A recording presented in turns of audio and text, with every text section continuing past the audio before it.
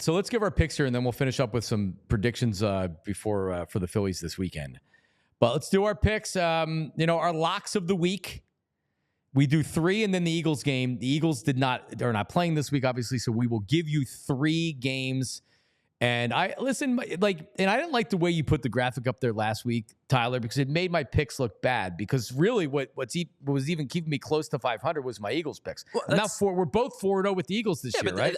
That's the separator. It's your Eagles picks and the rest of the NFL. I like to make it look better. Well, it does look better if you put the two together, for sure. 2-1 non-Eagles pick last week, 3-1 overall. All right, here's what I got.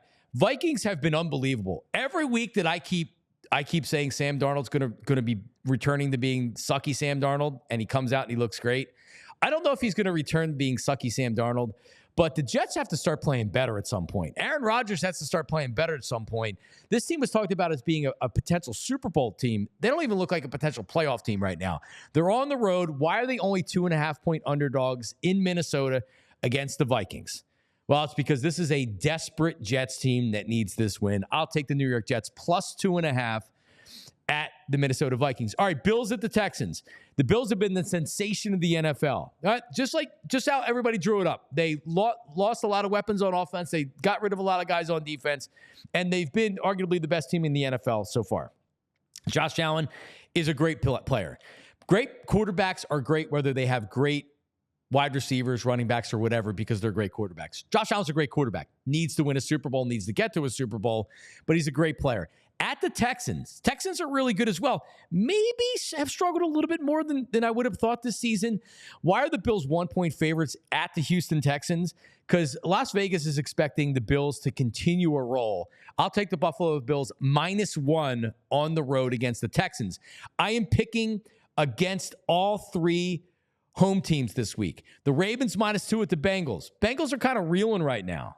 They got to win, but is everything okay? Is everything copacetic? I don't believe it is. Jamar Chase, T. Higgins, when guys are unhappy with their contracts, that seeps into the locker room, whether they're good teammates or good people or what. It's a bad organization. I don't think it's a great head coach. Meanwhile, the Ravens, they got to start rolling here and separate some distance in the division, and they have to keep up with the conference as well. I like the Ravens in this game. AFC North -2 at the Bengals. Baltimore Ravens -2 at the Cincinnati Bengals. They are my 3. As you can see, my record 4-0, 4-8. Now, see, if you put my record was 8-8, people would be like, all right. Yeah. Yeah, that's what it says. 2024. All right, maybe if I parse it's fine. I'll parse it a little bit better. I'll say NFL record. No, it's and Eagles record to get you to 8-8. Listen, it's accurate. It's accurate. I got to turn things around. I went 2-1 last week. We're having another good week this week. So let me ask you a question. Any concern about the reason I stayed away from that, because I like the Jets in this one too, just because I think at some point, it's the NFL, so teams are going to lose, and the Vikings have been awesome. Any concern about this game? It's a London game, right? 9:30 start time. No. Those games get sloppy. They get ugly. Does the London game almost give a little bit of credence to the lesser team or the team that's not playing as well? Because of all of those factors? No, I don't think so. To me, this is still very much because the teams leave the day before. It's like playing a game in Seattle. They don't even embrace going over to London. They just want to go about their business. So to me, this is just like another away game. Okay. And so they're not in Minnesota. They're technically at London, but still, no, I don't think it does. The Jets need this game. If the Jets lose this game, they're in real trouble. Like, we're not talking Super Bowl. They need to turn their season around now.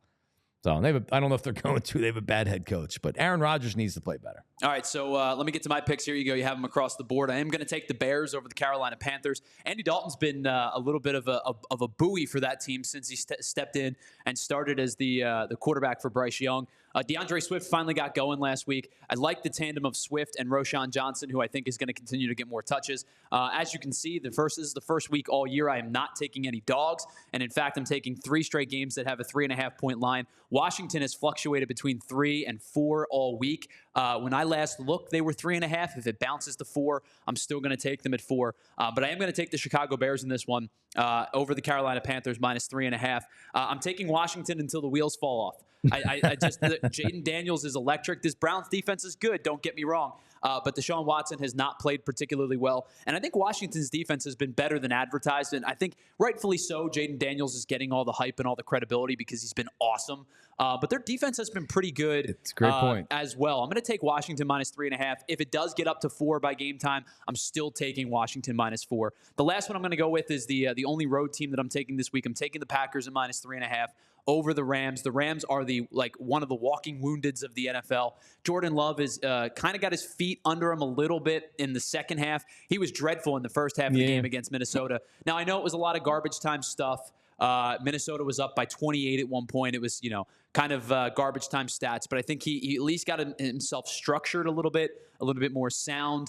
I think you get Josh Jacobs going in this one. I think you get an opportunity for Emmanuel Wilson as well to get some touches in this one. I'm going to take Green Bay -3.5. I just think that the Rams are in bad shape health-wise right now. Matt Stafford's throwing to like me and you. It's like DeMarcus Robinson and me and you out there. So I'm going to take Green Bay in this one. I'm going to take all favorites, all within the 3 to 4 range, which means that probably going to have an 0-3 week this week, but that's where I'm going to sit.